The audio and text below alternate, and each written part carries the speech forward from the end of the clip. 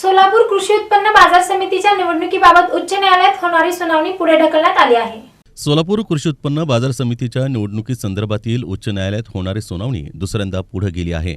यापूर्वी ही सुनावणी मंगळवार दिनांक 3 फेब्रुवारी रोजी होणार होती, परंतु उच्च न्यायालयाच्या विषयपटलावर सोलापूर बाजार समितीच्या निवडणुकीच्या मतदार यादीचा विषयच आला नसल्यानं सदरची सुनावणी पुढे ढकलण्यात आली होती।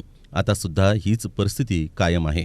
उच्च न्यायालयाच्या बोर्डावर पुन्हा एकदा सोलापूर कृषी उत्पन्न बाजार समितीचा विषय आला नाहीये, त्यामुळे सोमवारी संपन्न होणारी सुनावणी झाली नाही। पुढील 1-2 दिवसांमध्ये सुनावणी संदर्भात माहिती प्राप्त होईल असं यावेळी सांगण्यात येत आहे।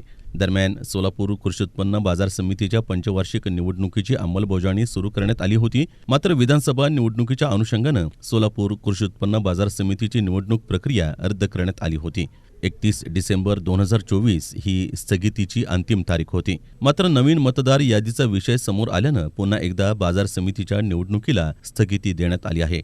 त्यावर उच्च न्यायालयात सुनावणी होणार होती, परंतु उच्च न्यायालयाच्या विषय पटलावर सोलापूर बाजार समितीचा विषयच आला नाही। त्यानंतर सोमवारी न्यायालयाच्या कामकाजात सोलापूर कृषी उत्पन्न बाजार समितीचा विषय बोर्डावर नसल्यानं ही सुनावणी देखील संपन्न झाली नाही। पुढील 1 ते 2 दिवसांमध्ये सुनावणीची तारीख कळेल, त्यानंतर सुनावणी संपन्न होईल असं सांगण्यात आलं आहे।